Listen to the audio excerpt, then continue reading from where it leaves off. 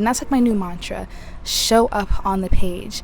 And I feel like it relates to anything that anyone does, because whether you're an artist and your medium is pen and paper, so if you're a writer or an artist or a lyricalist, to show up on the page means that you're going to put something down, you're going to get it out of your head and into physical, tangible form.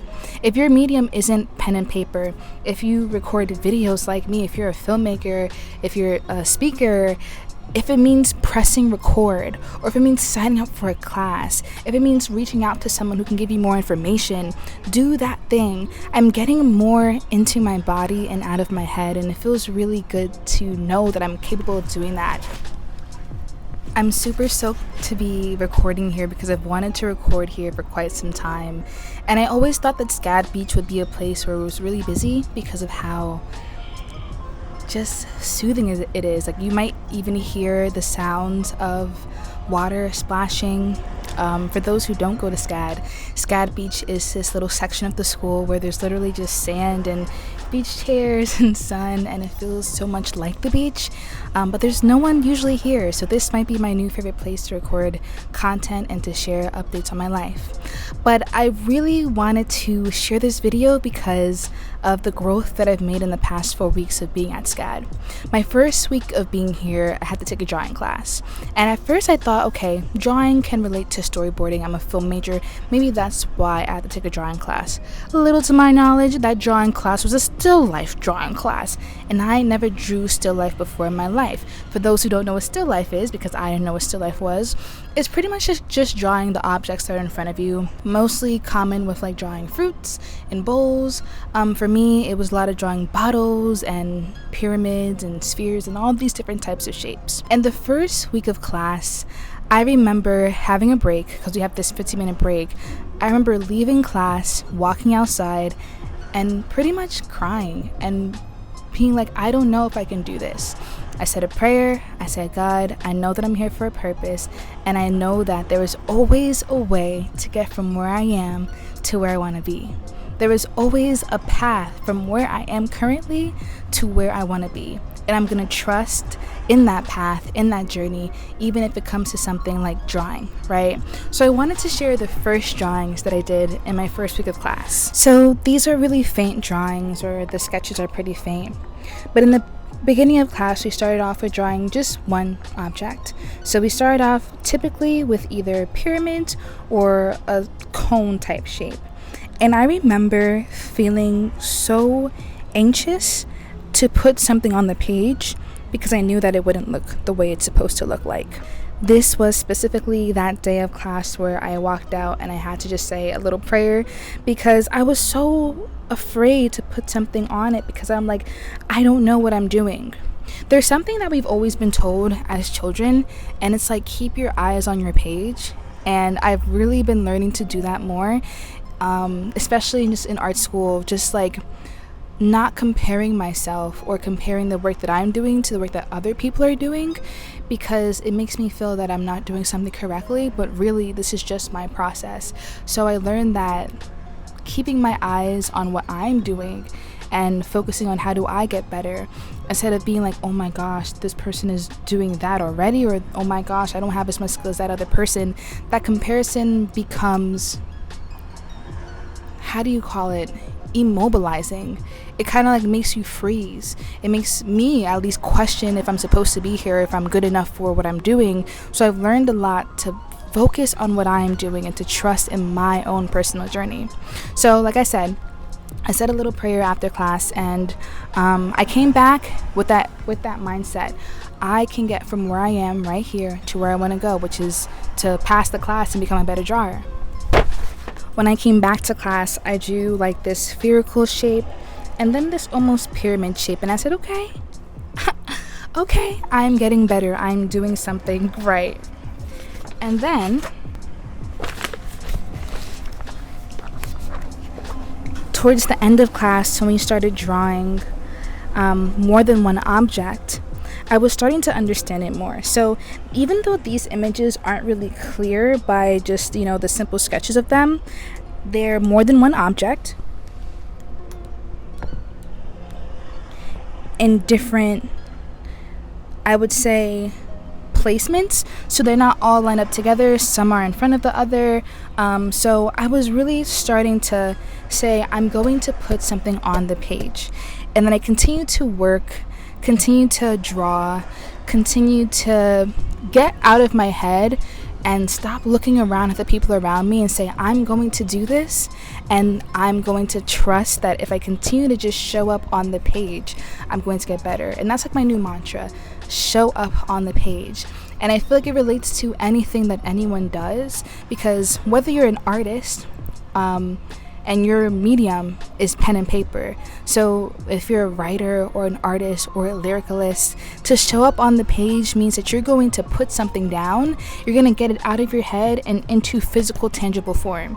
If your medium isn't pen and paper, if you record videos like me, if you're a filmmaker, if you're a speaker, if it means pressing record, or if it means signing up for a class, if it means reaching out to someone who can give you more information, do that thing. I'm getting more into my body and out of my head, and it feels really good to know that I'm capable of doing that, because I am a thinker. I love to be by myself. I love to ask questions. I love to be curious, and I have these great ideas. But I've been realizing that if I have these great ideas and I don't put them into action, then no one benefits, not even myself. And I'm really learning to trust that even though I put something on the page that doesn't look like how I want it to look, if I just continue to show up, it will get better. And I've been saying this a lot. If you watch any of my reels on Instagram, a lot of what I've been saying is, related to being a beginner, related to failing, related to just showing up.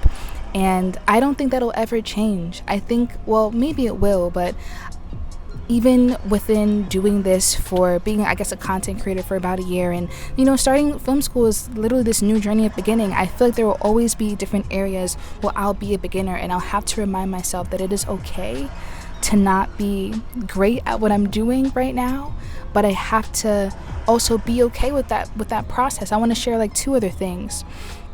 My friend sent me a video on Instagram, and the video was related to, as artists, we get to a stage where we have good taste. We always had good taste. That's why we got into the arts. But we get to a stage in our art where we're producing things that aren't exactly what we want them to be. We know what we want them to look like, hear, sound like, how we want those things to make us feel, but we haven't gotten there yet. And for a lot of artists, that's the point where they quit. That's the point where they kind of just give up, because it's just what I'm doing isn't what I expected for myself to do, is not hitting the right way that I wanted to hit. So what's the point? I'm not getting better, or maybe you are getting better, but it's just not giving what you want it to give. And that's that tipping point that you have to get over as an artist, of continuing to stay dedicated to your path, continuing to strive and toil and become better. My professor the other day, was the second thing I want to mention, he said that it's funny because you won't really get into your prime of being an artist until you're about 60 years old. And I said, Professor, shut the fuck up. Shut the fuck up. What the fuck do you mean until I'm 60? I'm 23, so you're trying to tell me I'm at the wait 30 more years? 40 more years until I get to my prime? And he was like, well, yeah. He was like, imagine hitting your prime now at 23, or even in a few years at 30. You have pretty much the rest of your life in your career, and if you hit your prime within these next 5 to 10 years, then the next 30 or 40 years of you creating, you're not really reaching beyond that. And in that moment, I think I realized a lot of things about myself and just how I viewed the arts and just the process of becoming, of the people that I admire who have gotten to where they want to be, or not even where they want to be, but who have gotten their acclaim later on in life. Issa Rae, Tabitha Brown, Ava DuVernay, Morgan Freeman, even Spike Lee.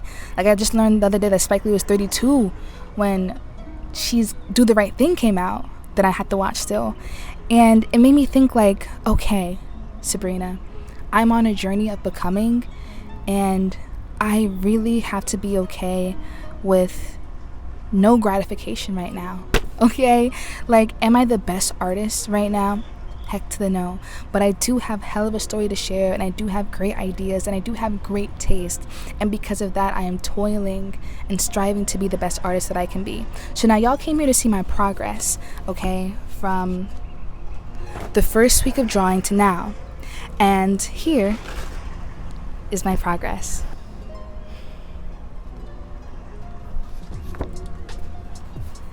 So I'm still astonished by this. And, honestly, I will say that, if I had more time, it would have become better. But, in SCAD specifically, we are on a really tight, schedule when it comes to our classes. Every class, we have about 10 weeks, and I have 4 different classes. So I only have so much time to dedicate to each project. But if you were to show me this 4 weeks ago and told me that I could do this, I would have not believed it.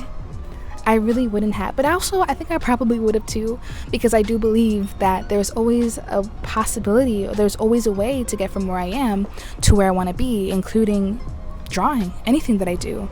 And I'm really proud of myself for not taking the cheap route, for showing up in the best way that I can, for always being open to feedback and to becoming better, because I would have never knew that this is what I was capable of. Drawing at first was something that I was just I just want to get this class over with. I just want to pass.